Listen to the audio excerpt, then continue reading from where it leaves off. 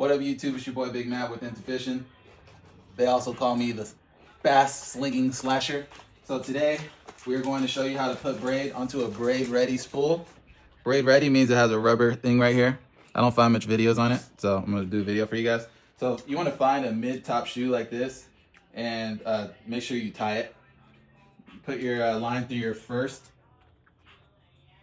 And then put your line through your first guide. You only need to do it through one guide.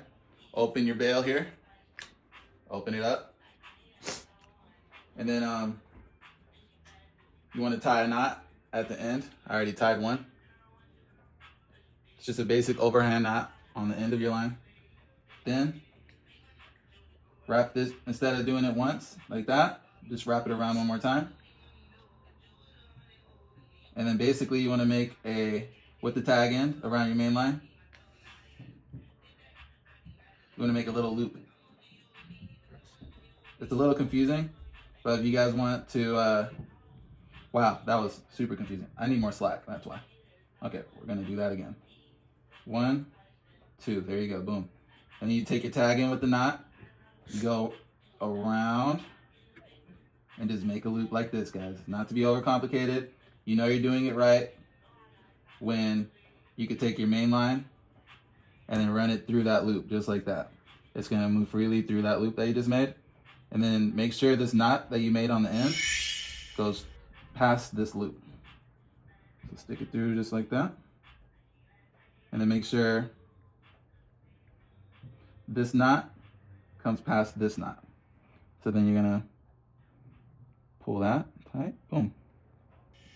Just like that.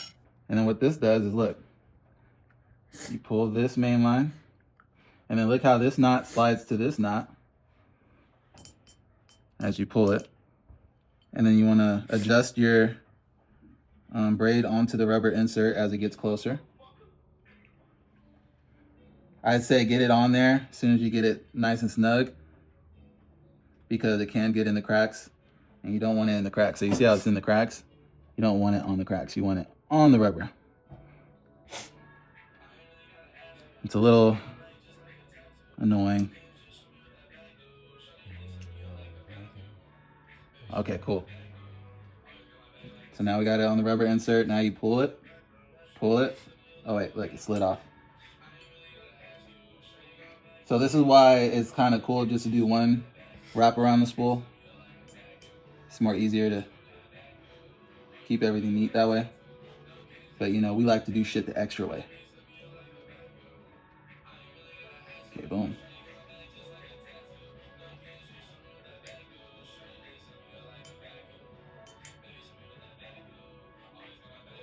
Okay, make sure it's on the rubber all the way around before you cinch this knot down. And it is, so we're just gonna keep pulling till these knots touch. And they're about to touch. You see those two knots? They're literally about to touch. We're gonna, and then once they touch like that, boom, just give it from both ways, just like that. Boom, boom, boom, boom. All right, so look, now you got it on the rubber insert, going all the way around.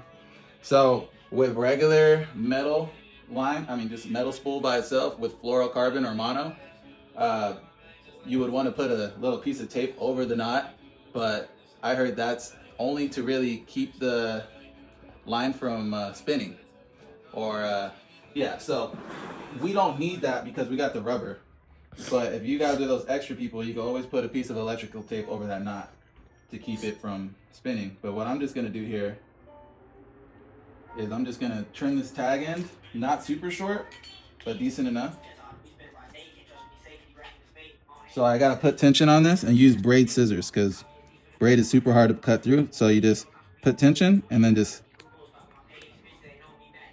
damn, that was like the closest you could literally cut that. But it's still good, guys. There we go. All right. So next thing's next, guys. Get this rag. Get one that's been washed in the washer multiple times so you don't get a bunch of lint. And get it wet.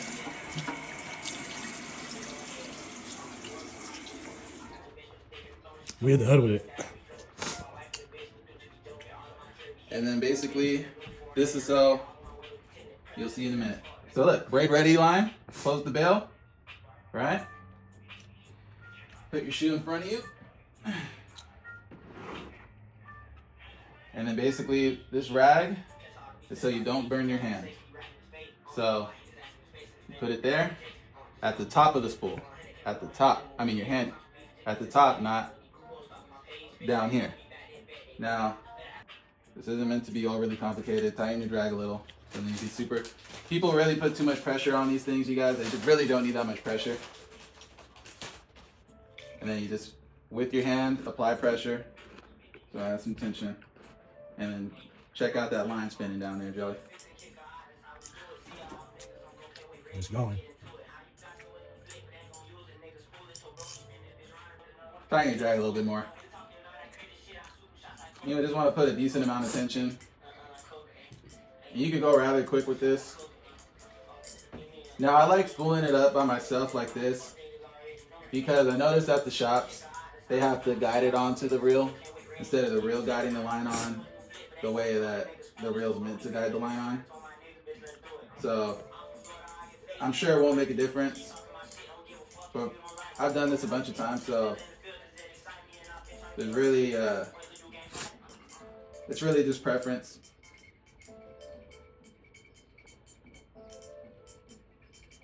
Now, I'm going to pause this video and then we're going to come back at the end. I'm going to show you the proper distance that you want to keep it from the end of the spool. This is a size 3000 reel. Guys, they're going to lie to you at the bait shop saying that 150 yards of 15 pound or 20 pound braid isn't enough to fill a 3000 spool, but I'm pretty confident that a 150 yards will be sufficient to finish a 3000 size reel, because oftentimes when I buy the 300 yard spool of line, I'm usually able to finish two whole reels with the 300 yards. So, and I have a surplus left over, and I almost finished the third one time. So I'm pretty sure you don't need a 300. Drop down in the comments if you guys have a size 3000 reel and you guys have finished a whole reel with only 150 yards, just so people know they're not wasting money. So this process is rather quick, but we're gonna pause it so we could not waste your time. All right, guys, so as you can see, that you can start seeing the black on the spool there, meaning that the line's about to run out. And look at this. About to reach the end right now. Wow. Alright, we have reached the end. Awesome. Yep. So let me show you guys something real quick though. Alright. So much easier to tuck line into these circular ones that I've noticed. These little circular line keeps. That's what I've learned. But basically, look. See that edge of that spool? As you can probably already notice, this is probably too much, but since it was the end, I just sucked it all up. Pause, no diddy. You're dead. Look. So this I got from Harbor Freight. It came in a kit of precision measuring tools. So there are two mini rulers like this, so it could fit in between there. But basically, this 4 right there is 1/8 of an inch. I know it's kind of confusing, but that's 1/8 of an inch. And then half of that is 1/16 of an inch. When you're using braid, you could go all the way up to 1/16 of an inch. But you're not doing it from this edge here. You're doing it from the bottom edge right there. So you see how it tapers out? Not this edge, from this edge, when it starts to taper out. And basically, you want to put that there and measure half of that 4. And it's a little too much line there, so we're gonna pull some off, because if you do more than what you're supposed to put, it will be annoying when casting. And if you're like a real rookie, I probably wouldn't even recommend a 1/16 of an inch. But if you're like well versed in fishing, you could definitely do a 1/16 of an inch. But the overall recommendation from the edge is going to be 1/8 of an inch. But I do all my braided lines 1/16 of an inch.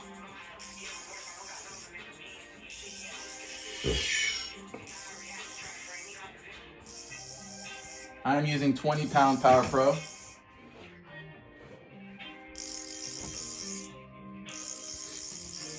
We need a little less. So you guys see how it's not to halfway to that 4? We went halfway to that 4, and we're not there yet. Trust me, you guys. I've tested this, bro. It will bird's nest if you have any less than 1/16 of an inch. So this part is for people who are extra like me. It doesn't need to be perfect, of course. It doesn't need to be 100%. We're gonna want some more. But you do want it in that ballpark for sure. Much, much later. All right, that should do it.